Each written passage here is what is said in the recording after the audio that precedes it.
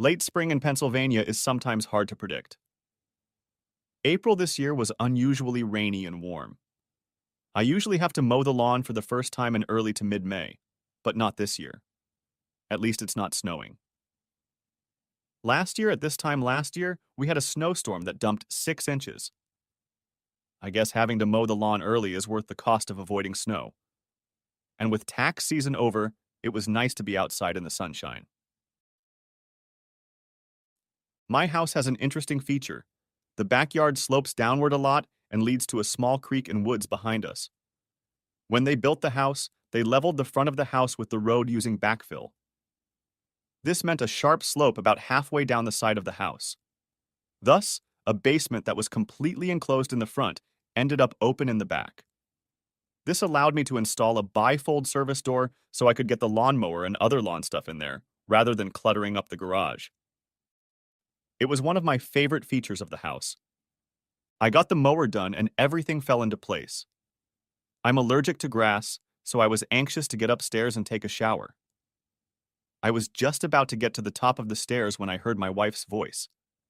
I had seen her friend's car when I was cutting the grass in front of the house, so I wasn't surprised to hear voices. But then I heard what was being said, and it made my hand pause as I reached for the doorknob. I probably should have started by introducing myself. My name is Robert Crane. I preferred to be addressed by my first name, Bob, but at school they called me Hogan in honor of the actor Robert Crane, who played the lead in Hogan's Heroes.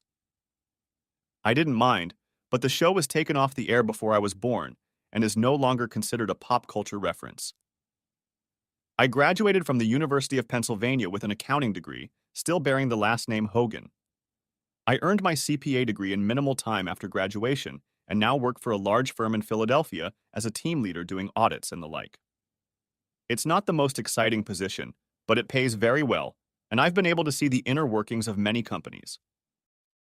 I have a special gift for forensic analytics, building financial trails to investigate things like fraud and money laundering. I'm considered an expert and have even been asked to advise the FBI on 2 cases. When we met at the beginning of freshman year, my wife, Kelly, was a political science and business major planning to pursue a law degree. I was sitting waiting for the first day of class when she walked in. Kelly had a tall, slender figure, like a ballerina. Unfortunately, Kelly was not sitting next to me, or was not assigned to me in a group project. It took me 4 weeks to approach her and melt the ice. I made a silly joke and she laughed. It wasn't a graceful giggle, but a full-blown laugh. We started talking and I asked if she wanted to grab coffee after class. "I've been waiting 4 weeks for your question," she replied with a smile. For the last 2 years of college, we were rarely apart. Our parents weren't too pleased, but in our senior year we moved to live together. But they saw how devoted we were to each other and soon got over it. I couldn't see how it could be better. But it did. I graduated from high school and immediately got a job at one of the big accounting firms in Philadelphia. I was making stupid money for a recently graduated 22-year-old young man. Kelly was accepted to the University of Pennsylvania Law School, and we stayed living in our student apartment. My company offered to pay for my MBA, so I took classes too. I rode SEPTA to work every day, so I didn't need a car, and that kept costs down. 3 years later, Kelly graduated, and I proposed to her during a celebratory dinner at Morton's Steakhouse in Rittenhouse Square. 6 months later, we were married. Kelly accepted a position as a deputy district attorney in the Bucks County Prosecutor's Office, which is north of Philadelphia. We decided to buy a house in Doylestown, which was the county seat and where the courthouse was located. The regional railroad line ended there, so I was able to take the train to work every day. It was an 80-minute drive one way, but better than taking the Schuylkill Expressway, aka the Shorekill Expressway, or I-95. Kelly and her mother found a house. It was a great starter home with 3 bedrooms. One bedroom was set up as an office with 2 desks. I would work from home occasionally, and Kelly needed her own space for legal work. Another bedroom would be a guest room, and of course the last room was the master bedroom. Plus, it was close to her parents' house. Kelly convinced me that it would be a built-in nanny when we had kids. I was an only child, and had always wanted siblings. Kelly and I discussed kids back in my first year of university and decided to wait until Kelly had settled into her career before we started trying. But now we had reached that point, and 2 nights ago we agreed to stop taking Kelly's birth control and start trying for a baby. I was happier than I had ever been. And then what I heard made my hand linger on the doorknob. Hogan and I have decided it's time for me to get pregnant, excitedly announced Kelly. This excited her friend, Olivia Watkins. Both women made the same high-pitched sound that made me think of whales accidentally beached on the Jersey Shore trying to reach them. Standing on the stairs, I grinned at their excitement, which matched my own at becoming a father. I reached for the pen again when I heard a question that wiped the smirk off my face and the happiness out of myself. That's great, Kel, said Olivia. But what are you going to do about Paul? With Paul? Shh, hissed Kelly at her friend. Hogan's outside mowing the lawn. There was a pause, and I could see her looking around, waiting for me to appear. Then she spoke again. I already told Paul I was ending the affair. He was fine with it. With Grossman stepping down as senator, Paul thinks he has a real chance. Getting caught having an affair with a married staffer would be very ugly. Just like that. 3 sentences shattered my world. Paul Evans was Kelly's boss in the DA's office. He was a widower in his early 40s. His wife Anne had died of breast cancer, leaving him a single father to their daughter Barbara. Paul was a real political animal, and Kelly enjoyed telling me stories about his maneuverings in his party to run for higher office. I guess I just found out how my wife had access to all this secret information. Really? Said Olivia. Just like that? You've been hot and cheerful for 6 months and you're just going to dump a muffin stud? The teasing doubt in her voice made me want to rip Olivia's head off. She was a classmate at Penn, and I knew her before Kelly. I knew Kelly and Olivia were best friends now, but I always assumed she was my friend too. I guess I was wrong. Stop it! Kelly protested, giggling. You're so bad. Paul is a great lover, but it was just rude to play with him. I love Hogan, but Paul was just taking me and using me however he wanted. Now that Bob and I are going to have a baby, I don't want to take any chances. I love Hogan, and I will be a good and faithful mother. How many more cliches are we going to use here? I wondered. All that's left is to come home and find an unfamiliar car in the driveway and entertaining men in my bed to end it all. I wanted to run into the room and scream. I wanted to trash the room. But my muscles were restrained by paralysis. I was so stunned I couldn't move. My heart was pounding in my ears. So, cold turkey? Asked Olivia. Again, Kelly giggled. Well, not exactly cold turkey, she admitted. I have a conference with Paul in Pittsburgh next week. We'll have our farewell entertainment there. I'll miss you, of course, but Hogan and the baby are more important. And I couldn't take it anymore, but I didn't know what to do. I love Kelly, but it was killing me. My business training was starting to take its toll. I needed to step back and think. I needed to make a plan. I started stomping up the steps like I was climbing stairs. Then I opened the door and walked into the kitchen. Kelly and Olivia were sitting there with cups of tea in front of them. Did I see a hint of guilt on Kelly's face? Honey, are you okay? She asked in a concerned voice. I realized tears were streaming down my cheeks. Allergies, I mumbled. This is going to be a bad spring. Well, go upstairs and take a shower. Just drop those clothes by the bathroom and I'll wash them right away so they don't contaminate your closet. I bought you a new pack of Claritin D last week, which is in the medicine cabinet. Thank you, I managed to mumble, heading for the stairs. I needed time to think. The next morning was Monday, and I used the excuse of an early meeting to get up and out of the house before Kelly got out of bed. The night before, I had used my allergies as an excuse to go to bed early because my emotions were running high. Sitting on the train, I thought again about what I had heard. On the one hand, my wife was unfaithful, but it ended up being purely sexual to stay with me and bear me a child. Some would say I should leave it at that and be happy that my wife is back in the marriage, planning to be a good wife and mother. However, there is a voice in my head that says that if she did it once, what's to stop her from doing it again in the future? 10 years from now, when the kids are in school, won't she have another just sexy affair? Then there's the divorce with the kids, in which Kelly will likely get the kids and I'll get a hefty alimony and maintenance bill. Being an accountant and business analyst, I had to think in terms of risk and reward. I found myself doing the same thing here. It came down to the fact that my trust in my wife was completely shattered. The just sex excuse overlooks what is the really important issue in these cases. It is a complete lack of respect for the partner. The cheater knows they are doing wrong and hurting the other person. Otherwise, they would be doing it openly, and I would have known about it from the beginning. Don't get me wrong, I don't think I would have ever put up with her sleeping with Dawn, but at least if she had talked to me about it, some respect would have been shown. Kelly's behavior proved to me how much respect she had for me. I was working, but part of my brain was focused on what I should do. I had no proof other than an overheard conversation. I hadn't even noticed much of anything in the last 6 months that the affair had apparently been going on. A direct confrontation without evidence would be a big risk with little likelihood of reward. Kelly would deny it. Paul Evans would deny it. Taking any case through the courts would be financial suicide, since every judge, politician, and lawyer in the surrounding counties knew Evans. I would be buried to keep his name clean. I considered just leaving and starting over somewhere else.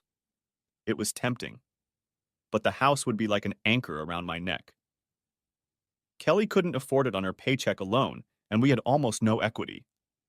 She'd have to sell it almost immediately to avoid foreclosure, and with the current state of the market, that was unlikely. It would have destroyed both my credit history and hers. Being a CPA with a bad credit history is not a good decision when looking for a new position. How can someone trust you with someone else's money when you clearly don't know how to handle your own? I needed proof before I could do anything about it. I would have gotten it, but it came from the most unlikely source. 3 days later, I kept my wits about me, but I still hadn't found any evidence to back up what I'd heard. Her personal laptop was clean. No secret email accounts were found. No clothes hidden in a box in the back of her closet. No receipts from places she wasn't authorized to go. Absolutely nothing. And then Kelly called me at work and told me we were invited to a party's political announcement at Paul Evans's house Friday night. I assumed it would be his high-profile announcement that he was running for a seat in the U.S. Senate. I had thoughts of a high-profile announcement, but I still had no proof, darn it. We arrived just in time for the start of the event. Evans had a nice mansion near Washington Crossing with a small horse farm. A large tent was set up in the backyard for all the guests. And when we walked in, at the head of the receiving line, like a king, stood asshole Paul Evans himself. Being a widower, Evans didn't have a wife to play hostess, but he had apparently enlisted his 21-year-old daughter for the role. She stood by her father's side, greeting guests as if she was born to do so. When it was our turn, Evans smiled broadly at Kelly and exclaimed, "Kelly, you did it. How wonderful."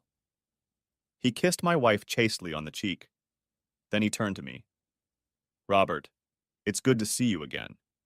I'd be lost without your wife, but I realize I'll have to give her up soon when you start expanding your family." He laughed at his own joke. "Just let me have her when you're done with her, and there will be no hard feelings." There was laughter again. Kelly even blushed a little, and I felt like finishing the smarmy goon off. I took his hint, which he obviously thought had gone over my head. "Who knows what the future will bring?" I said in an even, neutral tone.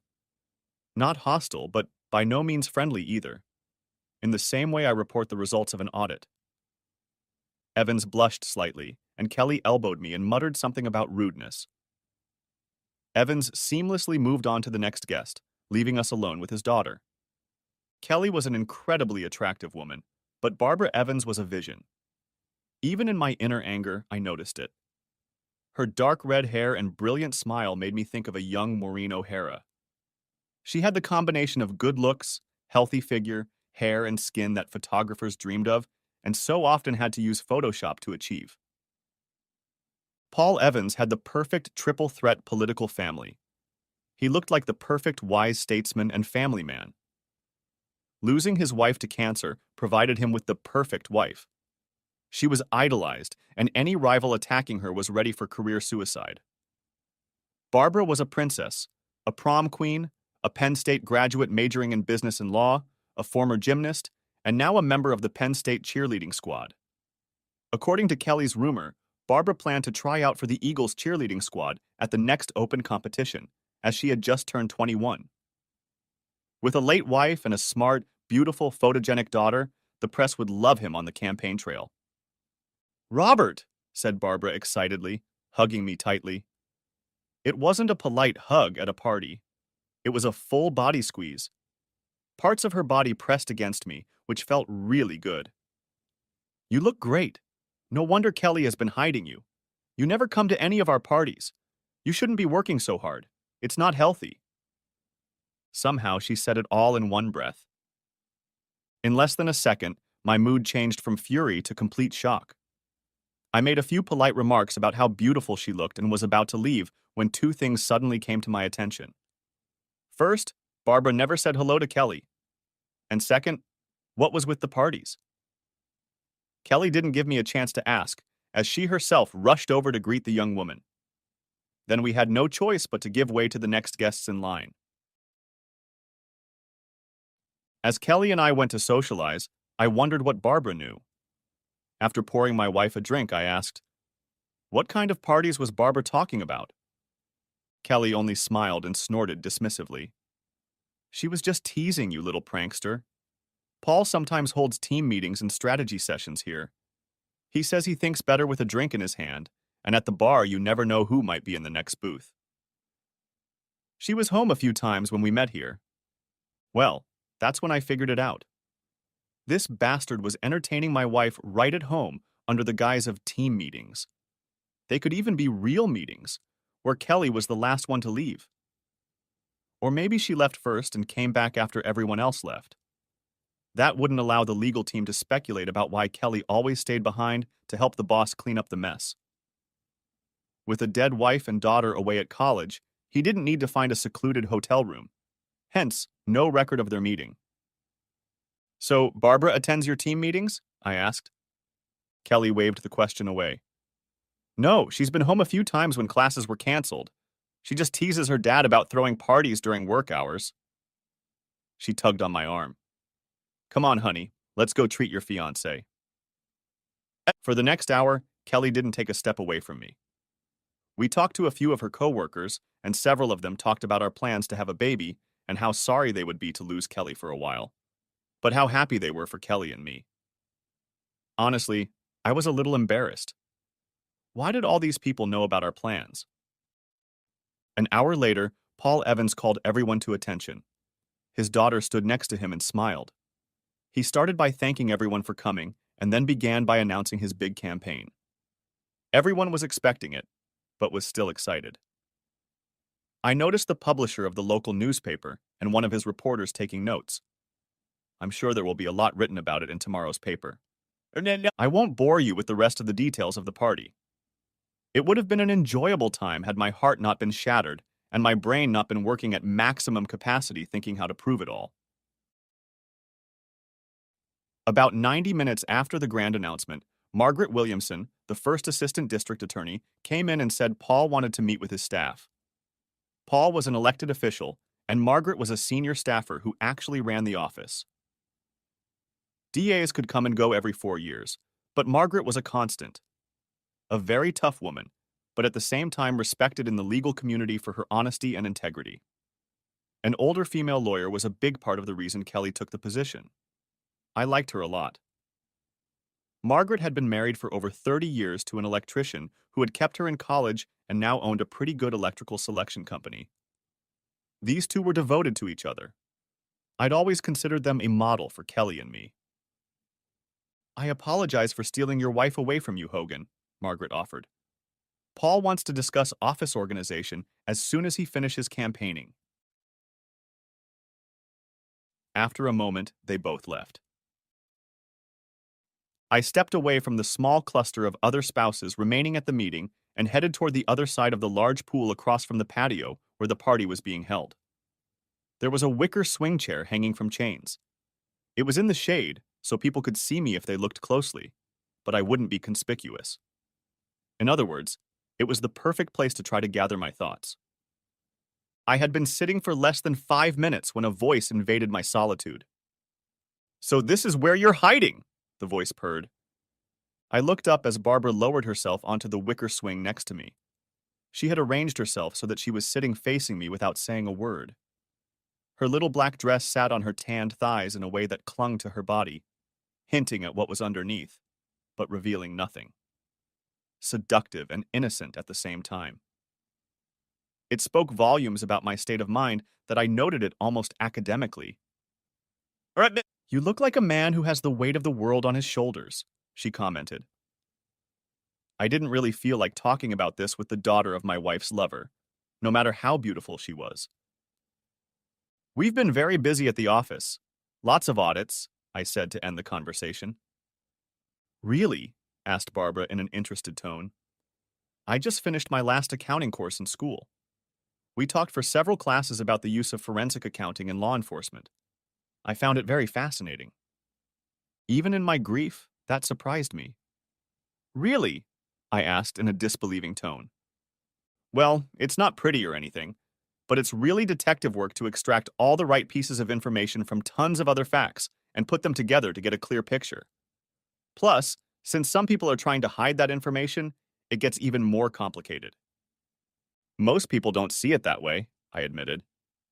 No. Barbara began to elaborate on what she had learned from the classes and why she had enjoyed them so much. I have to say I was impressed. I've had people completing internships at the firm who couldn't have communicated the topic so well.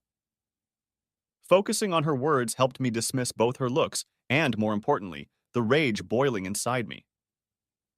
I felt myself sinking into my role as a mentor. It helped me take my mind off the emotional turmoil a bit. "You really enjoyed the class," I remarked. "You seem to have grasped the topic very well." Barbara blushed at my praise. For a moment, I saw a sweet girl who was genuinely touched by my praise. "I was actually thinking about joining the FBI when I graduate high school. Dad wants me to become a prosecutor or go to work at one of his friend's law firms. I don't think that's what I want to do." "You should follow your own dreams, not your father's." It was honest advice, not that I was opposed to ruining the jerk's plans. "I've done a little work with the FBI when audits turned up something criminal. Sharp people." Before Barbara could respond, Kelly stepped out of the shadows. "That's where you disappeared to. You didn't do anything obscene?" she asked in a teasing tone. Barbara turned to my wife and smiled radiantly. "We were just talking about Bob's job. We just discussed it in class. I wanted to get an expert's opinion." "Well, Hogan is just that," Kelly said proudly. "I looked at one of his audit reports where an employee was embezzling money using his boss's login credentials. Hogan caught on that some of the transfers were happening when the guy was on a business trip, but the login was from the corporate office. Most of us would have stopped when we recognized the boss. Hogan kept digging. I could have gotten a conviction against that employee the first day out of law school. Hogan left the prosecutor's office no chance of success." Kelly looked at me with pride on her face as she told this little story. It embarrassed the hell out of me. How could she be proud of me and claim to love me while she was in a 6-month relationship with her damn boss? A shadow of my confusion must have flashed across my face because Kelly asked, "What's wrong, honey?" "Nothing," I replied. "Just thinking about a problem." "Well, stop it. It's a party," said Kelly admonishingly. She struggled to catch her breath and said, "Hogan, you'll never be able to guess the opportunity I've been given. Paul and Margaret want me to take over the administrative work since I plan to go on maternity leave as soon as you finish your job. That way, when I leave, there won't be any work left to do. I'll be working directly for Margaret." Something in my heart twitched at the thought of Kelly being away from that bastard Paul. My hopes were dashed after only a second. "I'll have to travel sometimes," Kelly continued. "I'll be delivering important papers to Paul during the campaign, so I won't be involved in his campaign. but I'll still get to see some of the behind-the-scenes action. It's going to be so much fun. I felt my heart shatter again. I know I'd heard Kelly say she planned to end her affair so we could have a baby, but I could easily imagine her going back to her affair in anticipation of being part of the campaign. And if she gets pregnant, who's to say the baby will be mine? The sex is about my height and color. Without a DNA test, that would be very difficult to determine. My anger started to rise, but I held it back. Now was not the time. Barbara started talking to Kelly about her new position and the campaign. Soon they were engrossed in their conversation, and I was forgotten about. I took this opportunity to pull myself together. After tonight, I would start making plans. I needed to counter Paul's political power somehow, but frankly, I had no idea how to do it. The answer showed up in my office 2 days later. Next chapter. Your appointment is at 4 o'clock, my receptionist called through the open door. We're not allowed to call them receptionists anymore. I looked at my Outlook calendar and didn't see anything booked there. Before I could answer, she, Barbara Evans, walked in. Hi, Hogan, she said hello as she entered the office. I hope you don't mind, Barbara began. She closed my office door behind her.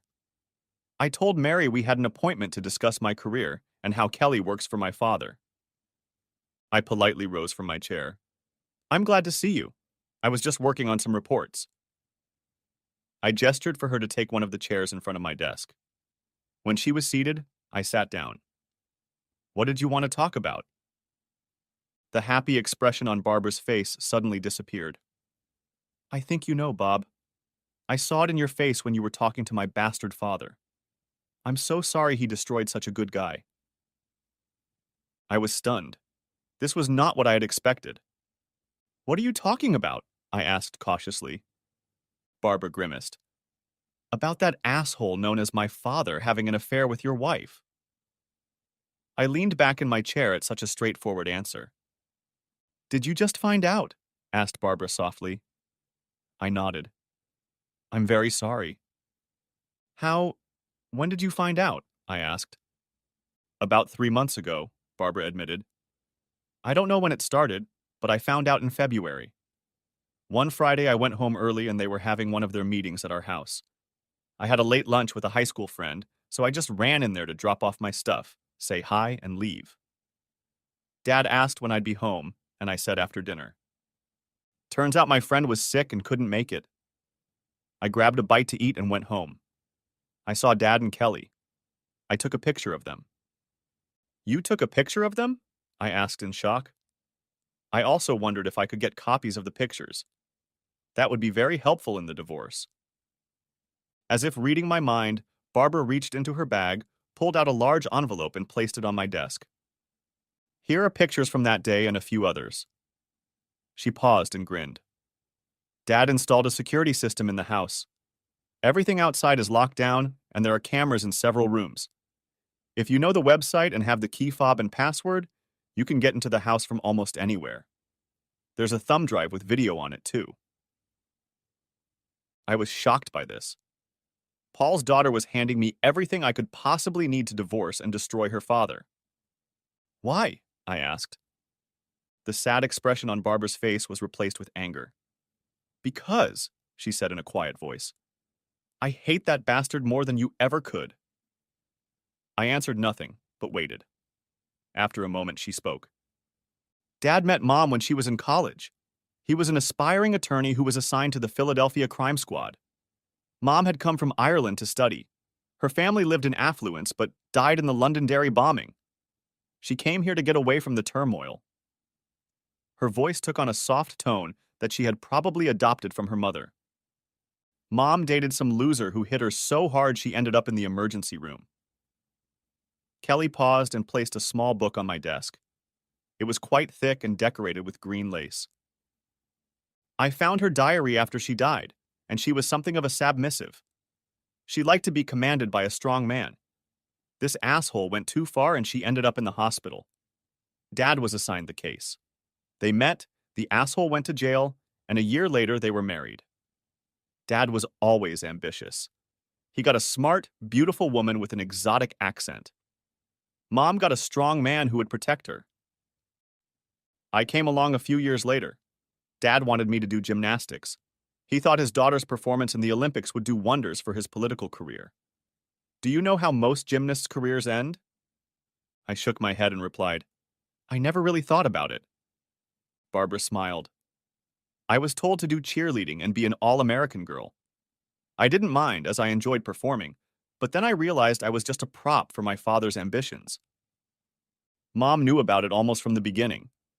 Dad had been having affairs almost from the moment they were married. Mom knew and begged him to stop, but she was too weak to do anything about it. She felt trapped. She was a confirmed Catholic, so divorce was out of the question. Barbara paused for a moment, and I let her gather her thoughts. After a moment, she continued. Sometimes I wonder if her bad reaction to the cancer treatment was the result of her subconsciously wanting to die or actively sabotaging the treatment. Anyway, I was with her in the hospital when she died. The official story goes that my father was in court seeking a murder charge. He got the doctor to change the time of death. He was actually entertaining his assistant at her apartment to celebrate. He just displayed the mom as a trophy, and the press loved the story of how they met. Heroic prosecutor goes to rescue a woman. Hell, the bastard beat her more than once himself from what I've seen. Why are you telling me all this? I asked. Because you don't deserve it, Hogan. My father, he's not a very nice man. After my mom died, he hid his affairs until I went away to college. Then he started having meetings at the house, and they aren't just for his work. He also holds meetings for some of the charity groups he's involved in. I know for a fact that he sleeps with 2 other women from these groups.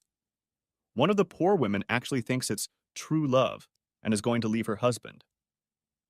Kelly thinks that? I asked. I knew I'd heard that, but I was still curious. Barbara shook her head and replied, No, she seems to think it's just entertainment. They say power is the ultimate aphrodisiac. Kelly seems to be proof of that. I heard her talking to her father about some senator they were dating and how she felt when she got back to Doylestown. I cringed at such a rude remark. I even remembered that day. I'd come home to a wild woman, and it had been one of the best nights of my life. The cherished memory was now tarnished because I knew my wife probably wasn't even thinking about me at that moment. So, what do you want? I asked. To her credit, Barbara looked me straight in the eye as she answered. I want you to end your marriage to that cheating husband.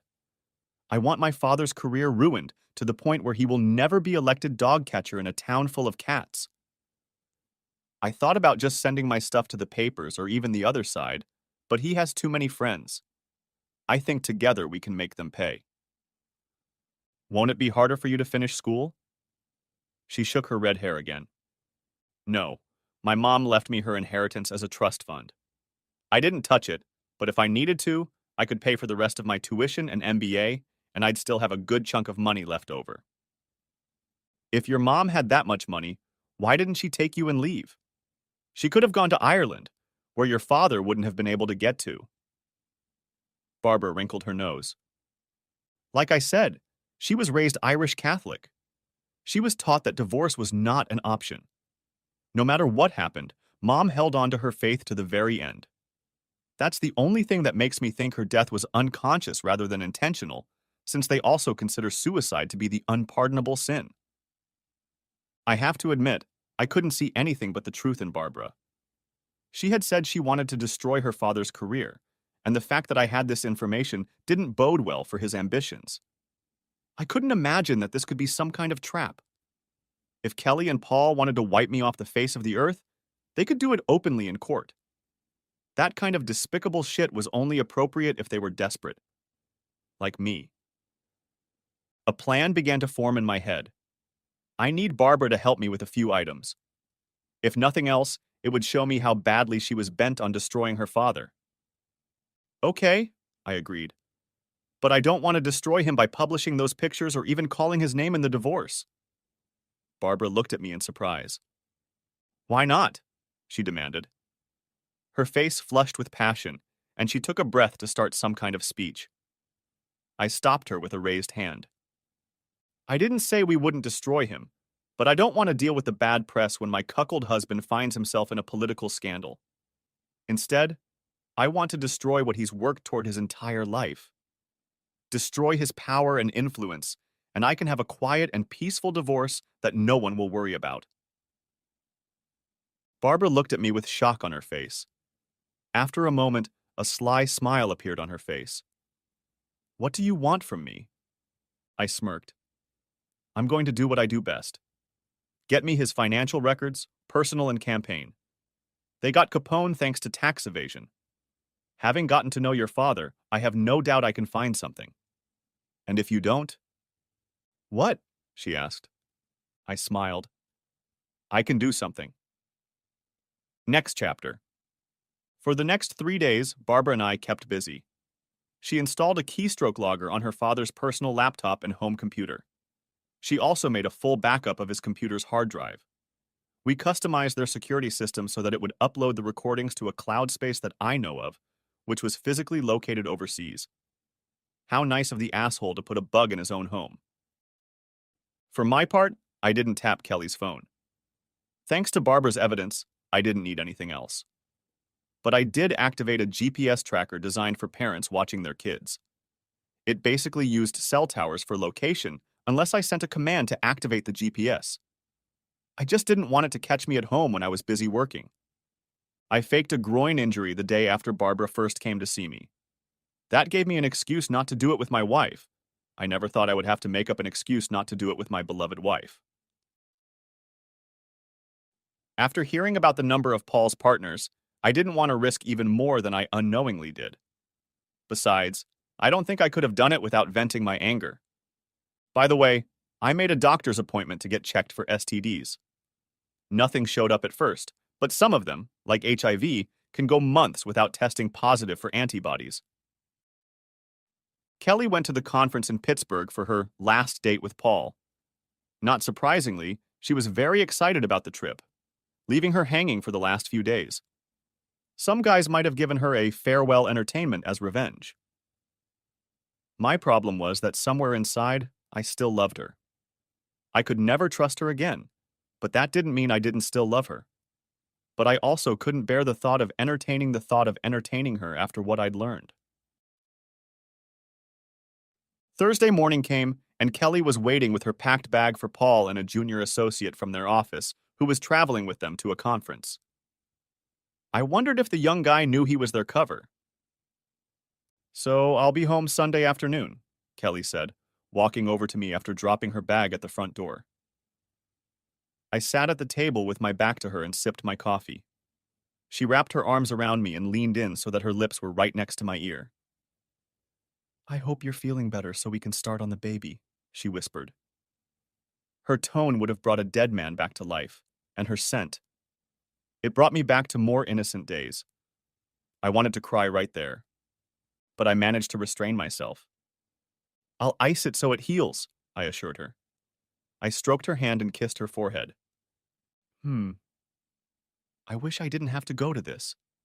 It would be so much better to just stay home with you. You can always tell Evans that something more important came up, I said. It just came out. And from the way she looked at me, she heard something in my tone. What's your problem, Paul? She asked in an amazed voice. First you were rude at the party, and now you sound like you hate the man. I forced myself to calm down and shrugged. Honestly, I've seen too many hot jerks like Evans who think they're untouchable and the epitome of power. They're the big fish in a small pond. They sell the illusion of power and get people to buy into it. Like that mayor in South Carolina last year. Big, powerful guy embezzled the city's money by sleeping with 3 married women. Now he's serving 10 years in federal prison, and they're all divorced and publicly humiliated. I have the same feeling about Evans. If he makes it to Washington, he'll be entertaining uncomprehending interns within a week. But eventually, his wheels fall off, and his shit will splatter everyone around him when it does. Kelly looked at me in shock. She'd heard me rant about those scumbags before, but she'd never connected Evans to them before. I probably should have kept my mouth shut, but it felt good to let it out. Even though the marriage was over, I also felt it was only fair to warn Kelly. I still loved her, even if I would never trust her again. Hogan, that's a terrible thing to say about Paul, protested Kelly. He's a good man who's done a lot for the people of this county. He's not like that. I heard the almost pleading tone in her denial. In a timing that could not have been anticipated, we heard the sound of a car horn outside the house. Paul had arrived. Kelly sighed disappointedly. She cast a look at me in which regret and almost fear flashed quickly. I'll be home in 4 days, Kelly said in a conciliatory tone. Then we can talk about it. But be prepared, love. We have a baby to start with. Then she wrapped her arms around me and kissed me. Have a good week, she breathed out. I love you. I love you too, I replied. She picked up her bag and opened the front door. Bye, honey, she called over her shoulder. Bye, Kelly, I said. Then I closed the door. 30 minutes later, I walked out to catch the train back to town. Barbara and I had an appointment at the FBI, and it turned out that I didn't have to prepare any evidence. I would rate Paul Evans's embezzlement abilities as moderately intelligent. Barbara and I met at her off-campus apartment to go over the documents she pulled from his computer. Pretty standard procedure. By my calculations, he had about $2 million stashed away in an offshore account. At least that's how much he transferred into it, but I can't be sure it's still there because those records weren't included. Most of this money came from various small donors who wouldn't raise suspicion with the IRS, but why were people from out of state donating to the DA's campaign?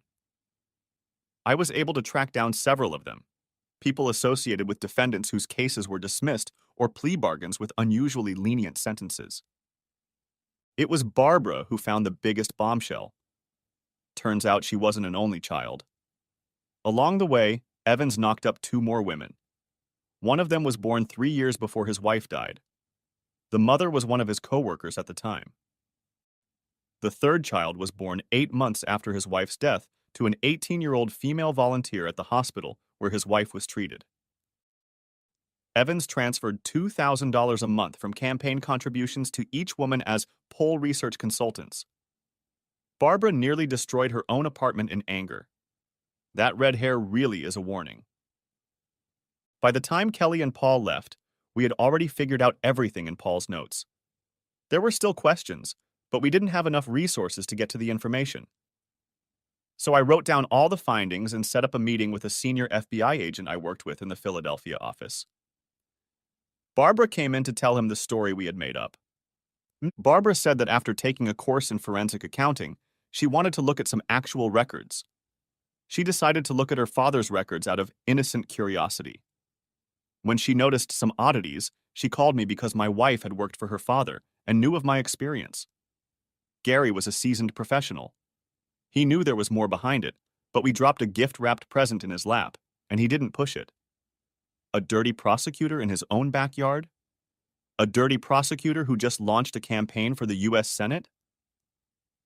This career-making case fell like manna from heaven. We caught a cab and went back to Barbara's apartment, since she had classes late, and I walked to the 30th Street station to take the train home. I was already thinking of packing my things and leaving when Kelly came home. Gary promised to expedite the case and at least subpoena Evans's records by Wednesday. It was unlikely the investigation would get to that time. The bastard will find out how illusory his power is when all the rats abandon his ship. Kelly called me while I was on the train ride home. She said she called early because they were going out to some big dinner and it would be very late before she got back to her room. I had no doubt she wasn't planning on staying in her room tonight. I made a few vague remarks, saying it was fine. She caught my distracted tone and asked what was wrong. I just had a meeting with FBI agents on a case, I replied. I'm on the train, plus the investigation is still ongoing, so I can't talk about it. All of this was the absolute truth. Sounds like you've really been hurt by this, Kelly said, her tone concerned. Yeah, but it's going to be awful. It'll probably make national news when the whole story leaks out. Really? Asked Kelly, looking a little intrigued. Can't you give me a little hint?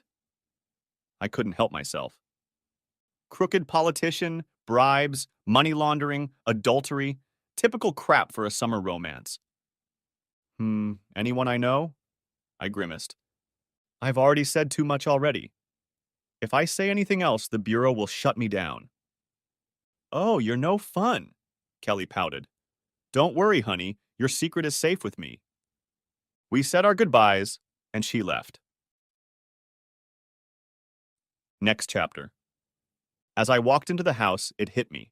My marriage was over. We had dated and married. We had been together for 10 years. I never expected to be single again, but that was what I was facing now.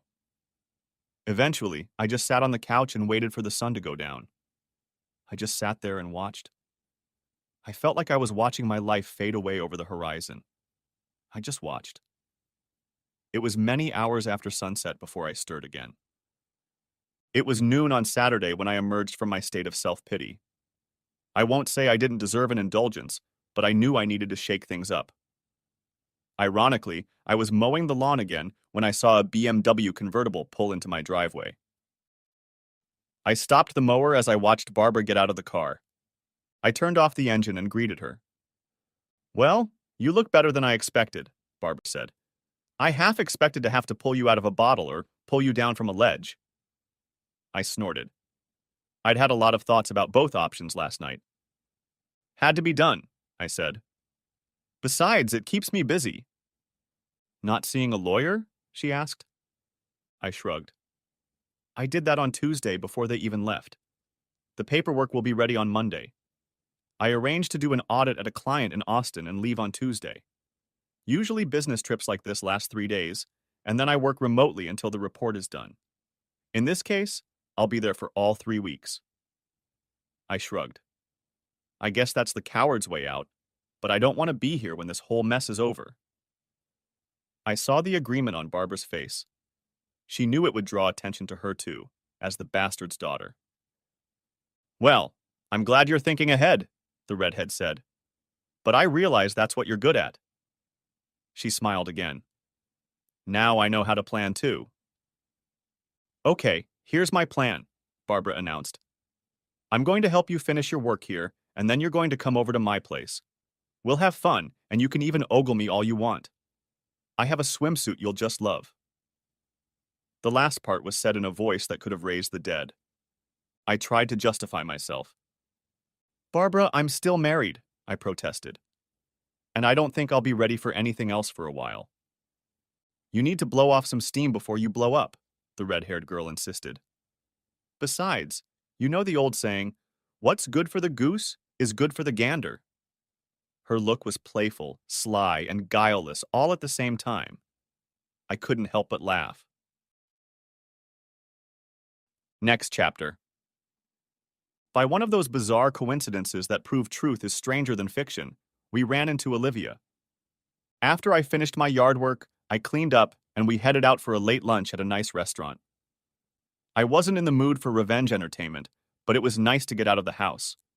And going on a date with a woman as nice as Barbara, and who looked just like Barbara, wouldn't be difficult at all. As I pulled up to the restaurant, I noticed a car parked a little closer to it. It was Eliva's car. I always thought it was a crime to put OBX and Jersey Shore bumper stickers on a Mustang GT. I almost told Barbara to turn around and we'd find another place. But I didn't. Instead, I did something completely uncharacteristic of me. It was all done on a whim. After all my careful planning, something inside me just exploded when I saw Olivia's car parked in that lot. I nonchalantly put my arm around the red-headed beauty, and without further ado, I ushered her into the restaurant. I tipped the host to seat us at a particular table. It was somewhat shaded, but it was in plain view when we returned from the restroom.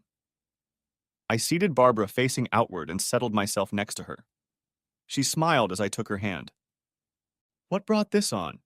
She asked with a sweet smile. Not that I'm complaining. I laughed. Remember when I told you about how I found out about my cheating wife? About her friend Olivia? Well, her car is parked right down the street. Barbara broke into a throaty laugh. So I'm going to be the other woman? Ooh, I can live with that. She leaned forward and kissed me. Our entrees arrived, and I was frankly enjoying myself. The subterfuge was forgotten as I enjoyed Barbara's company. Her keen sense of humor was killing me. Never before had I heard accounting services sound so dirty. I happened to glance over and noticed Olivia walk past us. I pointed her out to Barbara. "Oh my God," she giggled. "I was so looking forward to this." With those words, she leaned forward to kiss me. I was so immersed in the sensations that I was surprised to hear Olivia yelling at me. "Hogan, what the hell are you doing?" she yelled at me. "Who's the tramp? Running after your wife while she's out of town? I thought better of you." I have no doubt the whole restaurant heard her. I let go of Barbara and turned to look at my ex-girlfriend. "What's your problem, Liv? It's just a little carefree fun before Kelly and I settle down and have a baby. And you'll be able to keep yourself from doing that? People are trying to eat." Olivia stared at me like I'd hit her with a dead fish. "What?" she started. "Come on, Liv. Kelly's doing the same thing. I'm sure she's having fun with her boss right now. Has been for months now. So I figured it was only fair that I entertain the boss's grown daughter."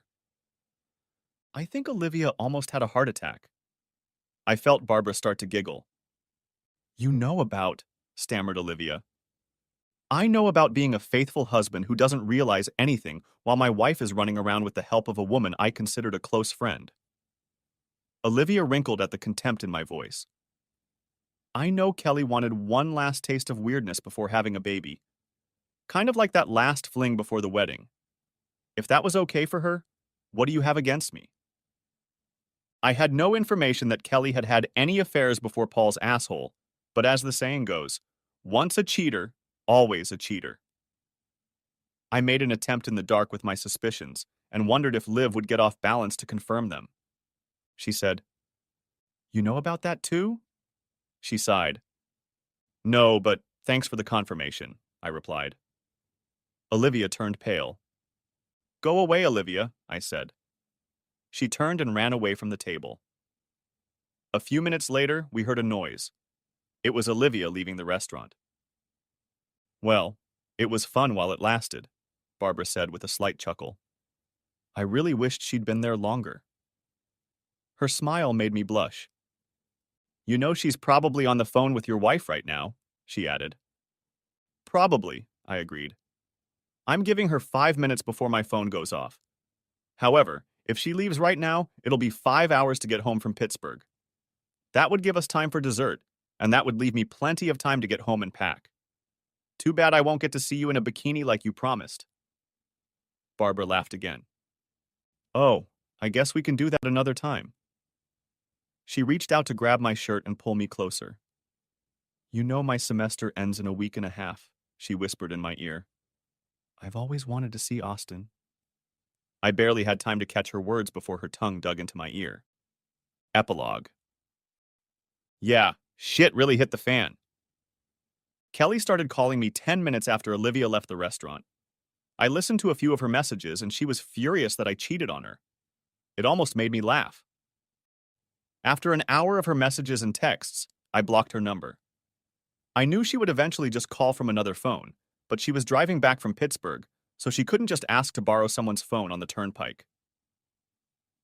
I went home and packed up all my personal belongings, not just the ones for the trip to Austin. I had time. 4 hours after meeting Olivia, I was leaving home, probably for the last time. After depositing most of my belongings in a storage locker, I checked into a hotel near the Philadelphia airport until I found a place to stay. I talked to Barbara a few times on the phone. She had gone to a friend's house, as her father was now leaving furious messages on her phone.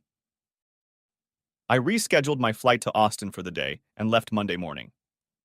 Kelly managed to call my phone a few times from other numbers. Now it was tearful rants about how I could do this to her, why I ruined her career, etc. etc. etc.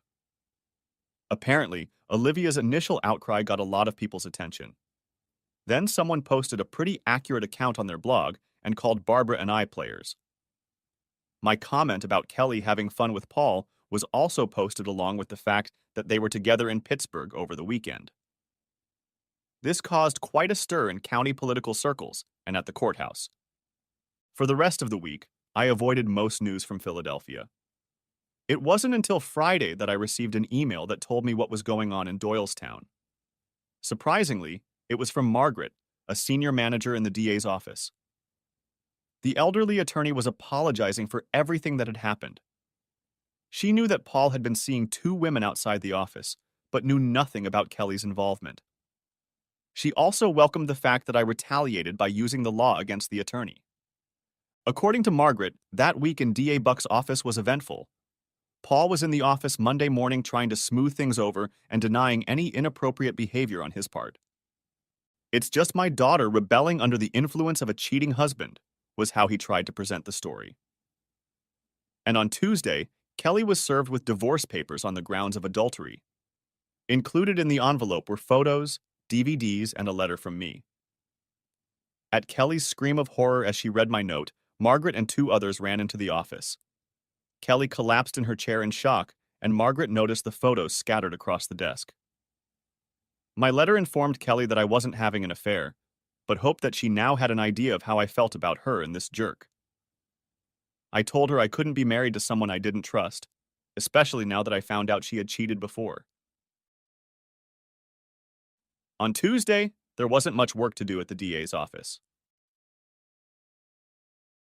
The next day, Margaret was in Paul's office for a meeting when four men in suits suddenly walked in. Paul was yelling at them for interrupting an important meeting when one of the men informed Paul that he had been arrested. He was in complete shock as they handcuffed him and led him out of the office, she said. They walked him right through the front door of the courthouse and let reporters through, who were somehow alerted. I owe Gary a few beers for that. At the end of her letter, Margaret apologized for allowing them to behave in her office. She also asked me to let her know if I needed anything, as I did not deserve this behavior. I'm sure part of her letter had to do with damage control, but mostly I think Margaret was the moral and professional person I always thought she was. Now, all my plans for a quiet divorce had gone to hell because of my own stupid, impulsive antics with Olivia at that restaurant. The Philadelphia news stations quickly learned of Paul's arrest and the charges against him. As I told Kelly, the story had all the makings of a summer romance: betrayal, revenge, and too much angst. News outlets loved it, and it was quickly picked up by the hungry 24 news services. I avoided the worst of it, as I was out of town and they couldn't track me down, as I had booked a second hotel room 10 miles away from the one on my itinerary at work. However, I checked in there, and the reporters positioned themselves around it trying to catch me. I saw on TV that they were camped out in front of my house. Kelly didn't come out, and they only managed to film my relatives going in and out. Barbara had it the worst, because she was the daughter who turned in her own father. She was still going to classes and taking exams, so for the first few days, it was pretty easy for the press to find her. Then the school kicked the reporters off campus because they were disturbing the students. It also helped that two women who had children with Paul claimed their own 15 minutes of fame. After wrapping up the last issue, Barbara slipped off campus and headed for the airport. The media was disappointed, but not too surprised when she didn't show up for her graduation ceremony. After a while, the story receded into the background and stayed there.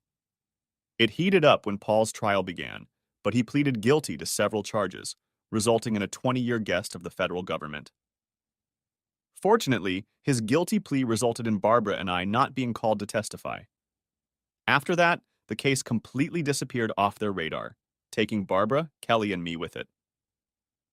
Oddly enough, after all the publicity, my divorce went through quickly and without a lot of fuss.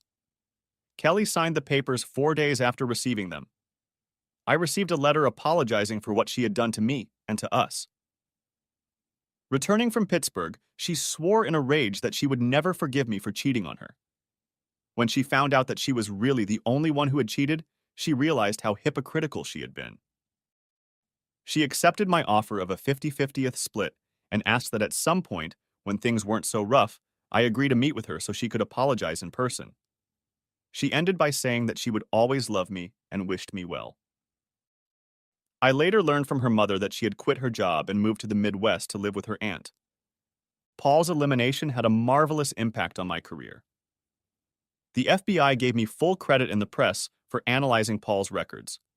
Because I was hiding from the same press, I was even more thorough in Austin and found not only the embezzler they were looking for, but a second embezzler they had no knowledge of at the time. My firm promoted me and put me in charge of the white-collar crime group. And yes, some joker labeled the team Hogan's Heroes.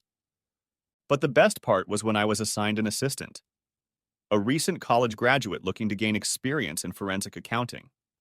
I've never enjoyed working late. The end. Thanks for watching. I hope you enjoyed it. So subscribe to my channel and watch the next video.